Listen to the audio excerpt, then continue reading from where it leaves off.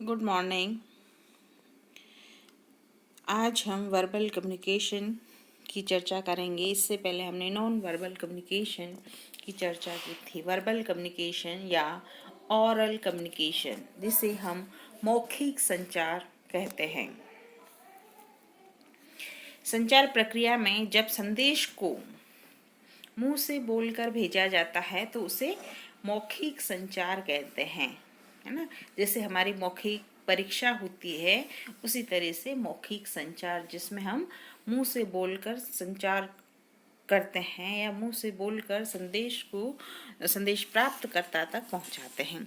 इस प्रकार के संचार में संदेश भेजने वाला एवं संदेश प्राप्त करने वाला दोनों व्यक्ति जो हैं वो आमने सामने होने आवश्यक हैं। मौखिक संचार तभी होगा जब संदेश प्रेषक तथा संदेश प्राप्तकर्ता दोनों आमने सामने हों। मौखिक संचार के कई साधन हैं। कैसे मौखिक संचार के कई साधन हैं? जैसे बातचीत हम आपस में करते हैं, वो भी मौखिक संचार है। इंटरव्यू के द्वारा जो साक्षात्कार लिए जाते हैं वो भी मौखिक संचार हैं। रेडियो के माध्यम से, भाषण के द्वारा, टेलीफोन के द्वारा, ये जो हैं वो मौखिक संचार के अलग अलग जो है वो साधन हैं। तो इनके द्वारा मौखिक संचार किया जाता है। मौखिक संचार द्वारा संदेश प्राप्त करने वाला व्यक्ति संदेश के साथ साथ संदेश देने वाले व्यक्ति की शारीरिक भाषा को भी समझ लेता है ना। जो मौखिक संचार है उसमें संदेश प्राप्त करने वाला जो व्यक्ति होता है, रिसीवर जो होता है, वो मैसेज के साथ साथ मैसेज प्रेषक जो होता है, सेंडर जो होता है, उसकी बॉडी लैंग्वेज को भी वो अच्छे से समझ लेता है कि वो क्या कहना चाह रहा है। मौखिक संचार में संदेश प्राप्त करता संदेश का अर्थ उसी अर्थ में लगा लेता है जो अर्थ संदेश भेजने वाले का रहा। यानी मौखिक संचार में जो संदेश प्राप्त करता है वो संदेश प्रेषक का जो भावार्थ था उसी भावार्थ को वो समझ लेता है।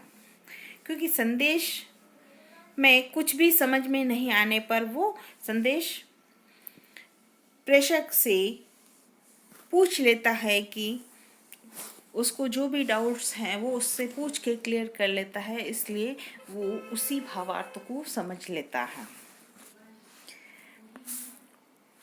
मौखिक संचार संचार प्रक्रिया के अंतर्गत सर्वोपरि है। मतलब जो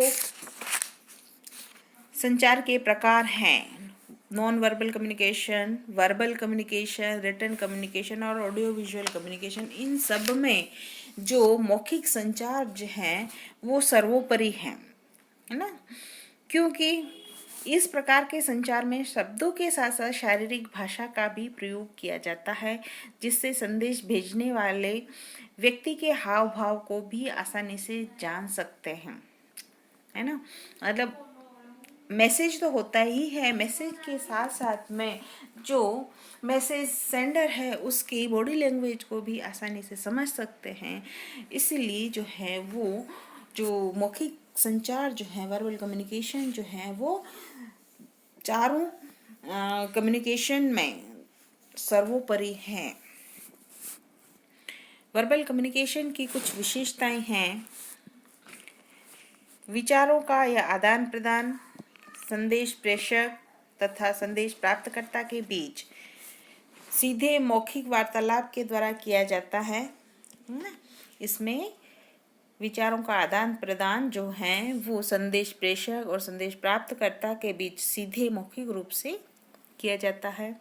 यह एक द्विमार्गी संचार व्यवस्था है और संदेश देने वाला तुरंत यह जान लेता है कि संदेश प्राप्तकर्ता ने संदेश को समझा है या नहीं, क्योंकि इसकी जो प्रतिपुष्टि है, फीडबैक जो है, वो तुरंत जो है प्राप्त हो जाता है। यह संचार किसी भी दो प्रकार का हो सकता है, प्रत्यक्ष वार्तालाप और अप्रत्यक्ष वार्तालाप। प्रत्यक्ष वार्तालाप में आमने सामने द्विपक्षीय बातचीत करना और सामूहिक बातचीत करना, इसी प्रकार अप्रत्यक्ष वार्तालाप में टेलीफोन पर वार्तालाप करना, सार्वजनिक संवाद प्रणाली द्वारा वार्तालाप करना। तो ये जो कुछ विशेषताएं थी वो मौखिक संचार की। अब मौखिक संचार के कुछ लाभ हैं, कुछ एडवांटेजेस हैं, जैसे समय की बचत होती है, धन की भी बचत होती है, संचार की स्पष्टता है, सहयोग की भावना का विकास होता है, क्योंकि दोनों व्यक्ति या दो से ज़्यादा भी व्यक्ति हैं तो वो आमने सामने होते हैं, तो उनमें सहयोग की भावना का जो है वो विकास होता है, और अधिक प्रभावपूर्ण संचार है। इसमें प्रतिपुष्टि प्रतिक्रिया जो है वो तुरंत प्राप्त हो जाती है।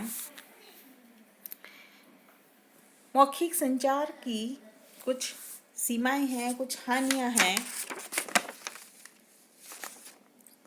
दोनों पक्षों की उपस्थिति आवश्यक होती है। दोनों में से कोई भी एक पक्ष नहीं होगा या अनुपस्थित होगा तो मौखिक संचार जो है वो संभव नहीं है। तो इसके लिए जो है वो दोनों पक्ष होने आवश्यक हैं। लिखित प्रमाण का इसमें अभाव होता है, क्योंकि लिखित इसमें कुछ भी नहीं होता, जो भी होता है वो ओरल कम्युनिकेशन होता है, इसलिए लिखित प्रमाण का इसमें अभाव होता है। लंबे संदेश के लिए, लंबे मैसेज के लिए ये जो मौखिक विधि है वो अनुपयुक्त हैं। भविष्य के संदर्भ की प्राप्ति नहीं होती है। भविष्य में हम इसका क्या रेफरेंस दें, तो इसके लिए हमें इसकी कोई संदर्भ जो है वो नहीं मिलता है। तुरंत उत्तर आवश्यक होता है, क्योंकि दोनों पक्ष आमने सामने होते हैं, इसलिए इसमें तुरंत जो है वो उत्तर आवश्यक होता है। तो इस प्रकार हमने मौखिक संचार क्या है, मौखिक संचार किस किस रूप में किया जा सकता है, इसकी क्या कैरेक्टरिस्टिक्स है, इसके क्या एडवांटेजेस हैं, क्या डिसएडवांटेजेस हैं की जानकारी हमने प्राप्त की। Thank you.